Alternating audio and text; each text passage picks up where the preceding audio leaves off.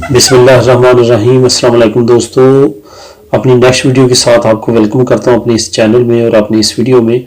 دوستو ویسے تو ہمیں معلومات ہیں کہ کینیڈا دنیا کے بیسٹ کنٹریز میں سے ہے امیگرینٹس کے لیے، لیکن اس ویڈیو میں تھوڑا سا میں ڈیپلی آپ لوگوں کو ایکسپلین کروں گا کہ کس وجہ سے کون کون سی سہولتیں ایسی ہیں جو کہ منفرد بناتی ہیں اس کو، ایون امریکہ سے بھی زیادہ منفرد بناتی ہیں کینیڈا میں جو سہولتیں دی جاتی ہیں اپنی عوام کو۔ ویڈیو کی ڈیٹیل کی طرف جانے سے پہلے آپ کو یہ بتاتا چلوں کہ کینیڈا دنیا کے ان ممالک میں سے ایک ہے جہاں پہ امیگرینٹ سب سے زیادہ اٹریکٹ ہوتے ہیں، اور دنیا میں سب سے زیادہ اہم ملک ہے جس میں سالانہ سب سے زیادہ امیگرینٹ جو ہے وہ ٹرانسفر ہوتے ہیں۔ اس نے اپنی امیگریشن پروگرامز جو تقریباً 150 کے قریب پروگرامز ہیں، ان کے ذریعے یہ پوری دنیا سے لوگوں کو کینیڈا میں امیگرینٹ کرتا ہے۔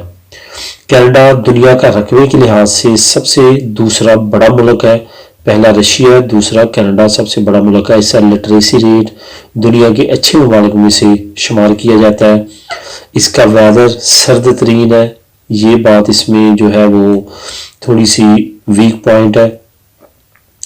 اس کے بعد جو اس میں سہولتیں ہیں جو کہ امریکہ سے بھی اس کو افضل بناتی ہیں، وہ سب سے اہم جو سہولت ہے وہ ہے میڈیکل جو ہے وہ امریکہ میں انتہائی ایکسپینسو ہے، اور کینیڈا میں اس کے اگینسٹ میڈیکل 100% فری ہے، اور اس کو سوشل سیکورٹی جو ادارہ ہے وہ چلاتا ہے، جس کی وجہ سے یہ تمام میڈیکل کی سہولتیں کینیڈا میں فری آف کاسٹ ہے۔ اس کے بعد امریکہ میں 47 گھنٹے لوگ ویکلی کام کرتے ہیں، جبکہ کینیڈا میں صرف اور صرف 40 گھنٹے کام کرتے ہیں، جو کہ 7 گھنٹے امریکہ سے کم ہے۔ کینیڈا میں جو سرکاری چھٹیاں ہیں ان کی بھی پے ملتی ہے، جبکہ امریکہ میں جو چھٹیاں ہوتی ہیں سرکاری، ان کی کمپنیز، پرائیویٹ کمپنیز یا کوئی بھی سرکاری ادارے تنخواہ نہیں دیتے۔ امریکہ میں اگر کوئی ماں بننے والی عورت ہو یا باپ کو لیو انتہائی کم دی جاتی ہے، اور جہاں تک ماں کا ذکر کریں، امریکہ میں صرف 12 ہفتے جو ہے ماں کو پریگننسی کے بعد بچوں کے لیے بچہ پیدا کرنے کے لیے چھٹیاں دی جاتی ہیں، جبکہ کینیڈا میں 35 ہفتے سے لے کے 61 ہفتے تک کی چھٹیاں دی جاتی ہیں۔ اور کینیڈا میں سب سے زیادہ جو ایکسیپٹنس ملک ہے وہ میں آلریڈی آپ کو بتا چکا ہوں کہ دنیا میں سب سے زیادہ ایکسیپٹنس جو ملک ہے وہ کینیڈا ہے۔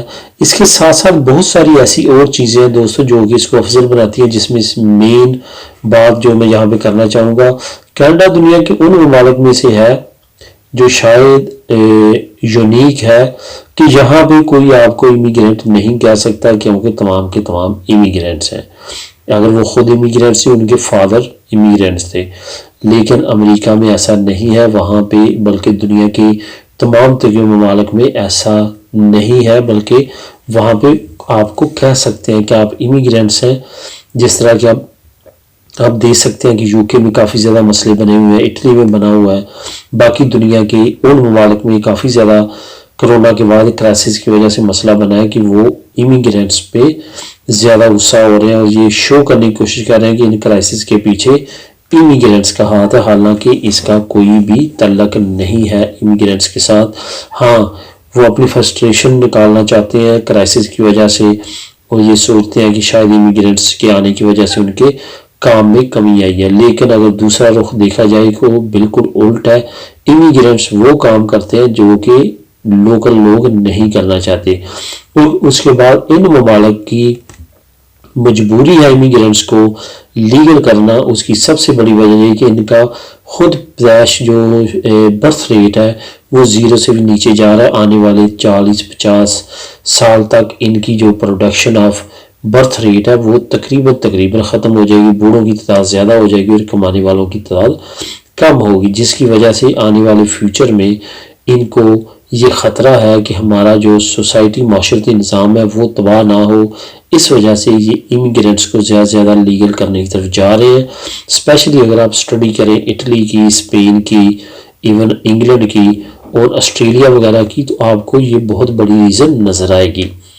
یہاں پہ دوستو ایک اور بات کرتا چلوں گی، اگر آپ کے پاس اسپین کا یا یورپین پاسپورٹ ہے اس پہ انٹری ہے کینیڈا کی، لیکن اس سے پہلے ETA پرمیشن لینی ضروری ہے، جس کو الیکٹرانک ٹریول ایتھورائزیشن کا نام دیا گیا ہے. یہ 2014-15 میں لانچ کی گئی تھی، پہلے امریکہ اور پھر کینیڈا کی طرف سے. وہ پرمیشن آپ اپلائی کرنے کے بعد 5 سال تک ایزیلی آزادانہ طور پہ اپنے پاسپورٹ میں بغیر ویزے کے کینیڈا جا آ سکتے ہیں. نیکسٹ ٹائم 5 سال کے بعد بھی صرف آپ نے آن لائن ایک فارم فل کرنا ہے، آپ کو مزید آگے 5 سال ایکسٹینڈ کر دی جاتی ہے. یہ صرف اور صرف انہوں نے اپنی سیکورٹی سسٹم کو اپڈیٹ کرنے کے لیے کیا ہوا ہے.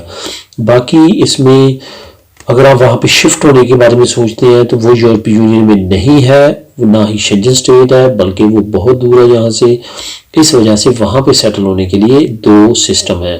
ایک تو آپ کو ہائی سکلڈ امیگریشن پروگرام ہے، یا اس کے ذریعے اپلائی کرنا پڑے گا، یا لو سکلڈ امیگریشن پروگرام ہے، اس کے ذریعے آپ کو وہاں سے ورک پرمٹ تلاش کرنا پڑے گا اور وہاں پہ اپنا امیگرینٹ ہونا پڑے گا.